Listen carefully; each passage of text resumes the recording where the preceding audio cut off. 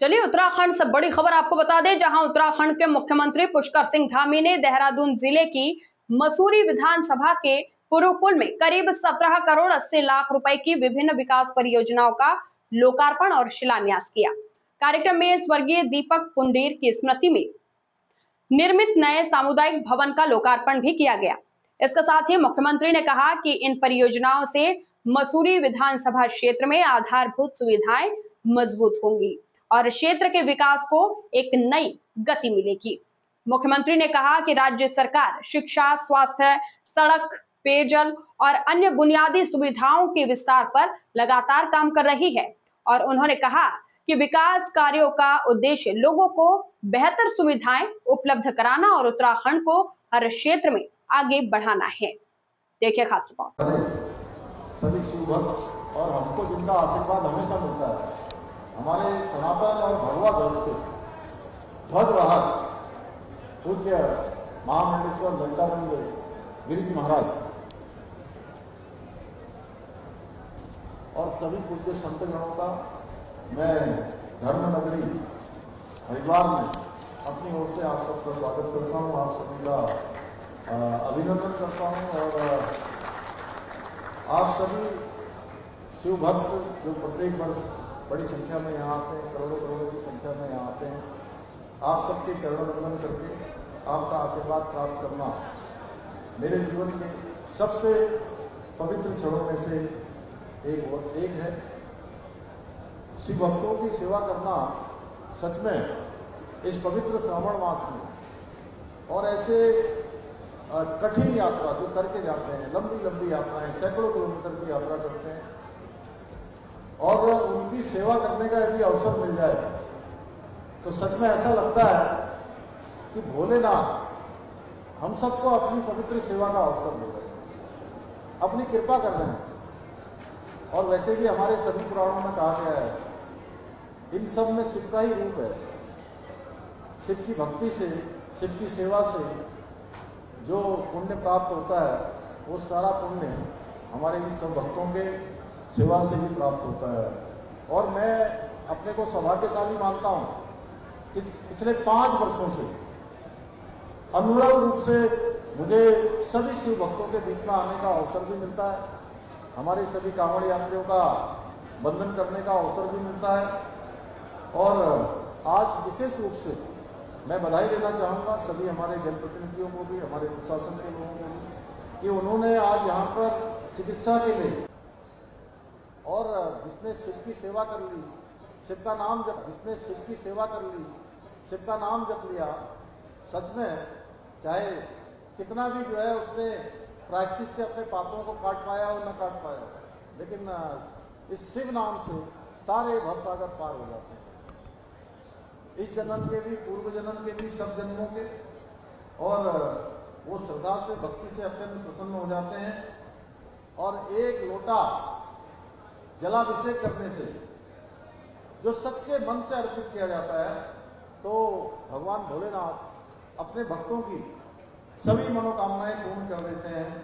और इसी अटूट आस्था के साथ हमारे करोड़ों करोड़ों शिव भक्त सैकड़ों किलोमीटर की कठिन यात्रा पूरी करके धर्मनगरी हरिद्वार से जल लेकर अपने अपने स्थानों पर पहुंचते हैं और लगातार बिना थके, बिना रुके, बम बम ढोलों के जयकारों के साथ निरंतर अपने गंतव्य की ओर पहुंचते हैं।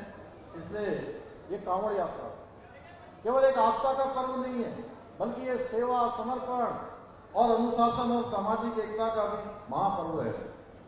ये यात्रा हमें शिव भक्तों की सेवा कर पुण्य अर्जित करने का भी अवसर प्रदान करती है।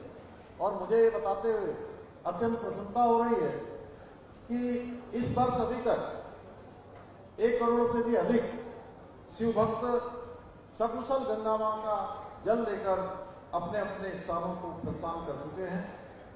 भाइयों बहनों, आज आदरणीय प्रधानमंत्री श्री नरेंद्र मोदी जी के नेतृत्व में देश में सनातन संस्कृति के संरक्षण और पुनर्जागरण का अभूतपूर्व कार्य किया जा रहा है। चाहे वो काशी विश्वनाथ का कॉरिडोर बनाना हो, महाकाल लोक का निर्माण हो, श्री राम जन्मभूमि जैसे दिव्य और भव्य धार्मिक स्थलों का नवनिर्माण, पुनर्विकास, आज पूरी दुनिया भारत की सांस्कृतिक चेतना का वो देख रही है और भारत पूरी दुनिया के लिए सांस्कृतिक और पुनर्जागरण इस यात्रा का प्रतीक बन चुका है।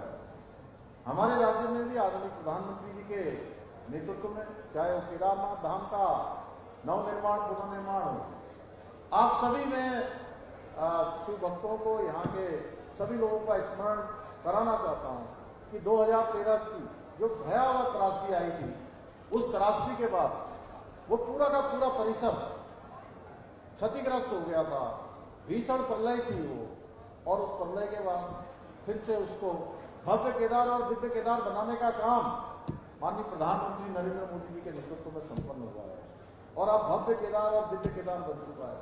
अनेकों काम वहां पर हुए हैं। आप सब शिव भक्त वहां जाएंगे तो देखेंगे किस प्रकार से आस्था पथ का निर्माण हुआ है, किस प्रकार से वहां शंकराचार्य जी की समाधि स्थापित की गई है, ध्यान केंद्र स्थापित किया गया है, सरस्वती घाट बनाया गया है, तीर्थ पुरोहितों के आवास बनाए गए हैं, हमारे स्वास्थ्य का पूरा एक स्थान वहां पर बनाया गया है, लोगों के खड़े होने के लिए आस्था पथ बनाया गया है। अनेकों काम वहां पर हुए हैं। भाइयों बहनों, इसी तरह बद्रीनाथ धाम में भी मास्टर प्लान के अंतर्गत विभिन्न कार्य तेजी से चल रहे हैं। आदि कैलाश यात्रा को भी वैश्विक पहचान दिलाने का काम आदरणीय नरेंद्र मोदी जी ने किया है और वो स्वयं आदि कैलाश की यात्रा पर गए और उसके बाद आज आदि कैलाश जाने वाले श्रद्धालुओं की संख्या कई हजार गुना बढ़ गई है। इस साल भी लगभग 55,000 से ज्यादा लोग अभी तक आदि कैलाश के दर्शन कर चुके हैं। इसी क्रम में यहाँ चाहे हरिद्वार में बनने वाला हरिद्वार ऋषिकेश में गंगा कॉरिडोर हो या शारदा कॉरिडोर हो, ये सभी आज विकास के मील के पत्थर साबित हो रहे हैं। धर्म नगरी में भी अनेक काम किए जा रहे हैं। वहीं मुझे जब मैं इतने विकास कार्यों की बात कर रहा हूं तो पूज्य महाराज जी आज हमारे साथ हैं और हम धर्म नगरी में उपस्थित हैं, जहां की पहचान धर्म के लिए है, सनातन के लिए है, हरि के द्वार के रूप में। भाइयों बहनों, संसद के बाहर जिस प्रकार का पप्पू यादव और पप्पू गैंग के द्वारा जिस प्रकार की घिनौनी हरकत एक छद्म वेश बनाकर वहां पर हमारे संतों को, पूज्य महात्माओं को, हमारे साधुजनों को बदनाम करने का काम किया है, इससे निकृष्टता कोई हो नहीं सकती है, जबकि किसी भी साधु का कहीं पर किसी भी इस ऐसे मामले में कहीं नाम नहीं आया।